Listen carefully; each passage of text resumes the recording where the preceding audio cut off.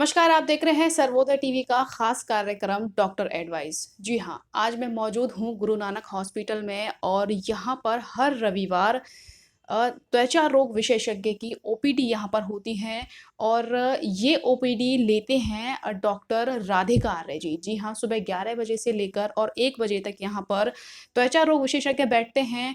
आइए उनसे जानते हैं त्वचा रोग जो होते हैं वो किस प्रकार के रोग होते हैं, कितने प्रकार के होते हैं, क्या उनके उपचार होते हैं और क्या उनके लक्षण होते हैं। मैम बहुत-बहुत स्वागत है आपका हमारे खास कार्यक्रम डॉक्टर एडवाइस में। Thank you. मैम मैं आपसे जानना चाहूँगी जो महिलाओं में अक्सर देखा जाता है कि एड़ियों की फटने की जो तकलीफ़ें होती हैं, वो किस कारण से होती हैं? मेन रीज़न इसका एक सोरियासिस होता है। हुँ, सोरियासिस केवल पैर तक ही लिमिटेड रहने वाली बीमारी नहीं है। अक्सर हाथों और पैरों दोनों में देखा जाता है कि काफ़ी उँगलियाँ कट रही हैं, पैर कट रहा है, बहुत ज़्यादा खुजली होती है। इनफैक्ट इतना कट जाता है कि वहाँ से ब्लीडिंग भी होने लग जाती है। ये केवल महिलाओं में नहीं होता है, पुरुषों में भी होता है और विंटर्स में ज़्यादा एग्रेवेट करता है। तो अब विंटर्स आ ही रहे हैं, तो ऑलरेडी ये लोगों को पता होना चाहिए कि कैसे इसको ट्रीट करते हैं। और नंगे पैर भी घूमने से ये और ज़्यादा एग्रेवेट होता है। तो फीमेल्स जो दिन भर घरों में नंगे पैर घूमते रहते हैं और विंटर्स भी आ रहा है और ना वो मॉइस्चराइज करते हैं प्रॉपरली अपनी बॉडी, तो इन सब फैक्टर्स की वजह से सोरियासिस और एग्रेवेट हो जाता है। तो one of the main reasons तो सोरियासिस ही है। मैम अगर मैं बात करूँ यहाँ पर जो काफ़ी सारे रोगों का जो वो है शेड्यूल बना हुआ है, हाथ-पैरों की उँगलियों में इन्फेक्शन होना, कटी-फटी व खुरदरी एड़ियाँ होना, दाद, खुजली वगैरह मैम इनकी मुख्य कारण क्या होता है इन सब? मुख्य कारण एज़ इन सब कुछ ही होते हैं, बहुत सारे फैक्टर्स होते हैं। जैसे जो आप हाथ पैर की उँगलियों में इन्फेक्शन और कटी-फटी होनियाँ, तो एक हम बीमारी के बारे में बहुत कॉमनली मैं लोगों को बताना भी चाहूँगी। उसे लेप्रेसी बोलते हैं इंग्लिश में, या हिंदी में जो सुन-बहरी बोलते हैं। तो उसमें बेसिकली चेहरे पे कुछ सफ़ेद रंग के या लाल रंग के दाग हो जाते हैं, उनमें सूनापन होता है। उसमें उनको सेंसेशन फ़ील होना बंद हो जाता है, ना उनको वहाँ पे कुछ महसूस होगा, ना वहाँ ठंडा-गरम पता चलेगा, अगर वहाँ कोई टच करेगा तो वो भी पता नहीं चलेगा। मतलब वो एरिया सुन्न रहेगा। हाँ, वो एरिया सुन रहेगा। और ऐसा केवल एक एरिया नहीं होता है, ये पूरी बॉडी पे भी हो सकता है। इस बीमारी को लेप्रेसी बोलते हैं और इंडिया में हर जगह, हर छोटी-छोटी जगह भी लेप्रेसी की फ्री ऑफ कॉस्ट दवाई मिलती है। इसकी दवाई थोड़ी लंबी चलती है, 6 महीने से लेके 12 महीने से लेके 24 महीने तक, डिपेंड्स कि कैसे टाइप की लेप्रेसी है। लेप्रेसी भी कुछ टाइप्स की होती है। बट ये बीमारी अगर इग्नोर की जाए तो उनसे उनके बच्चों को भी ट्रांसमिट हो सकती है। उनकी उँगलियाँ और जो पैर की, हाथ की उँगलियाँ हैं वो कट सकती हैं, वहाँ पे बहुत बड़े-बड़े घाव और छाले भी बन सकते हैं। तो इस बीमारी का ट्रीटमेंट पॉसिबल है और वो भी सरकारी हॉस्पिटल्स में इसकी दवाई फ्री ऑफ कॉस्ट मिलती है हर महीने-महीने की। तो इस बीमारी के बारे में इसलिए मैं लोगों को जानकारी देना चाहूँगी कि ये बिल्कुल ट्रीटेबल बीमारी है।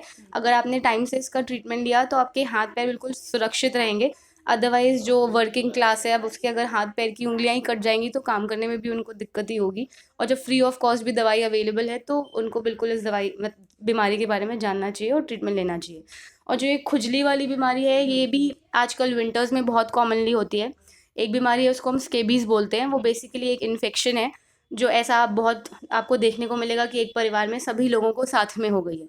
क्योंकि इन्फेक्शन है तो एक दूसरे से फैलता है। इसका भी ट्रीटमेंट बहुत ही ईज़ी है, बहुत ही सस्ता है। केवल मुश्किल से 2 ट्यूब्स लगानी होती हैं। पूरे परिवार को एक साथ एक्चुअली इसको ट्रीट करना होता है, वरना फिर ये एक दूसरे से फैलता रहेगा।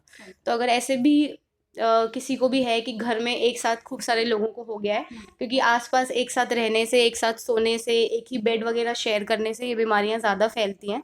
तो सारे परिवार वालों को एक साथ ट्रीट करके ये बहुत ही ईज़िली 1 महीने में, 3-4 हफ्ते में ट्रीट हो जाता है। तो मैम ये जो बीमारियाँ होती हैं क्या ये मौसम के अकॉर्डिंग होती है? मान लो मौसम बरसात का मौसम है तो दाँत का जी। खुजली है या गर्मी है या फिर सर्दी है, ये मौसमी बीमारी है क्या? हाँ जी, बिल्कुल मौसम के हिसाब से बीमारियों का वेरिएशन होता है। कुछ बीमारियाँ हैं, जैसे मैंने आपको सोरियासिस के बारे में बताया, वो विंटर्स में बहुत ही कॉमन है। जो स्केबीज़ है वो भी ओवर क्राउडिंग से होती है। तो विंटर्स में हम ऑलरेडी, ठंड का मौसम होता है, सब एक ही कमरे में एक साथ ही बेड पे बेसिकली सोते हैं। तो ओवर क्राउडिंग से ये बीमारियाँ ज़्यादा होती हैं।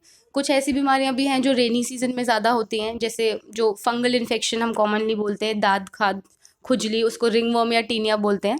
तो वो बेसिकली ऐसे रेनी सीज़न में ज़्यादा फैलती है। जैसे उसमें हम जीन्स वगैरह पहनते हैं, टाइट क्लोथ्स पहनते हैं, तो वहाँ पे बहुत ज़्यादा स्वेटिंग होती है, तो स्वेटिंग से वो फंगस ज़्यादा ग्रो करता है। तो मौसम के हिसाब से तो काफ़ी वेरिएशंस होते ही हैं स्किन की डिजीज़। अगर मैं बात करूँ मैम चेहरे पर मुहासों की, तो युवाएँ जो हैं, गर्ल्स हैं, बॉयज़ हैं, काफ़ी परेशान रहते हैं इन चीज़ों से। इनका क्या मुख्य कारण है? इनका मुख्य कारण इसको कॉमनली एक्ने बोलते हैं। अब ये एक्ने बहुत सारे एज ग्रुप्स में होता है। फीमेल्स में एक इसका मुख्य कारण पीसीओडी भी है। पीसीओडी एक खुद से ही बीमारी है जिसको पॉलीसिस्टिक ओवेरियन डिजीज़ बोलते हैं। उसमें महिलाओं की मेंस्ट्रुअल साइकिल्स भी इर्रेगुलर हो जाती हैं, चेहरे पे थोड़े से एक्स्ट्रा बाल भी आ सकते हैं और फिर उसी बीमारी की वजह से हार्मोनल वेरिएशंस होते हैं, उस वजह से एक्ने बहुत ज़्यादा एग्रेवेट होता है। ये फीमेल्स में स्पेशली होता है। तो जिनकी अगर मेंस्ट्रुअल साइकिल्स इर्रेगुलर हैं, उनको मुँह पे दाने हैं, तो पहले हमें उस पीसीओडी का भी इलाज करना पड़ता है। नहीं तो अगर हम मुँह के दाने ठीक कर देंगे, बट अगर हमने वो मुख्य कारण जो पीसीओडी है वो ट्रीट नहीं किया, तो फिर से दाने होते रहेंगे। ये तो फीमेल्स में होता है। मेल्स में ऐसा कोई हार्मोनल वेरिएशंस इतने नहीं होते हैं। मेल्स में भी एक्ने बहुत कॉमन है। उनमें मेनली वो बैक्टीरियल ओवरग्रोथ और एक्सेस ऑयल प्रोडक्शन, ये सब बेसिकली कुछ रीजंस होते हैं जो एक्ने की मेन पैथोलॉजी है, उस वजह से होता है। बट अगेन ये सारी बीमारियां ट्रीटेबल हैं। 3 से 6 महीने के कोर्स करने पे ये हमेशा हमेशा के लिए ठीक हो जाती है। और अगर आपने इसको फिर नहीं ठीक किया, तो इसके बहुत बड़े बड़े गड्ढे और बहुत बड़े बड़े नोड्यूल्स वगैरह भी बन जाते हैं। फिर वो देखने में अच्छा नहीं लगता। ऑब्वियसली अब इस एज ग्रुप में तो वैसे ही बहुत सब लोग कंसर्न रहते हैं, तो कॉस्मेटिक कंसर्न्स की वजह से भी उसको ट्रीट करवा लेना चाहिए।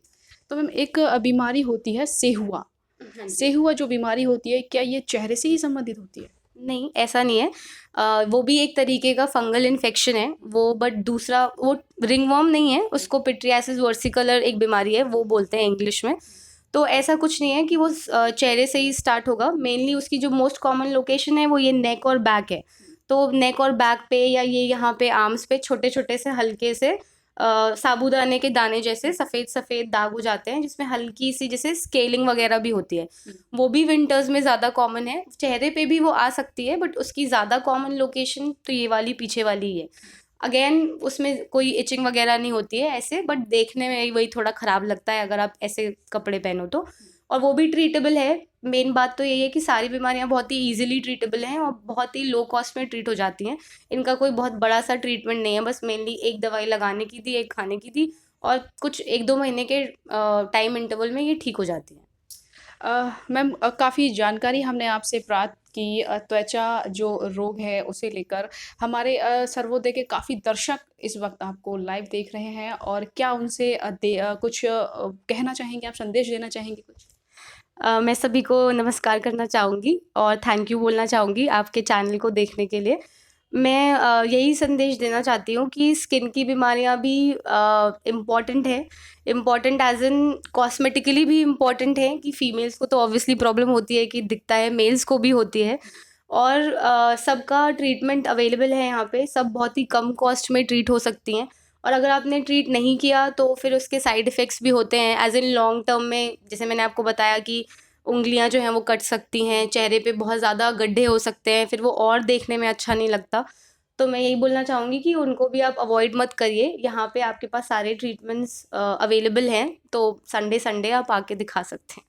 तो ये थी मेरे साथ डॉक्टर राधिका आर्य जी, जो गुरु नानक हॉस्पिटल में रविवार सुबह 11 बजे से 1 बजे तक त्वचा रोग विशेषज्ञ हैं और त्वचा रोगों की ओपीडी यहाँ लेती हैं। इनसे हमने तमाम जानकारी त्वचा रोग के बारे में प्राप्त की, और ऐसी ही तमाम बीमारियों के जानकारी लेने के लिए आप बने रहे हमारे साथ। आप सभी दर्शकों का सर्वोदय टीवी को जो अटूट प्यार और सहयोग मिल रहा है, उसके लिए सर्वोदय टीवी परिवार आप सभी दर्शकों का सदा ऋणी रहेगा।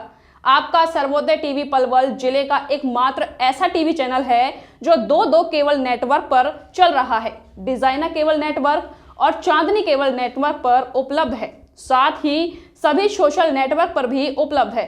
तो देखते रहें आपके क्षेत्र का सबसे लोकप्रिय चैनल सर्वोदय टीवी इंडिया।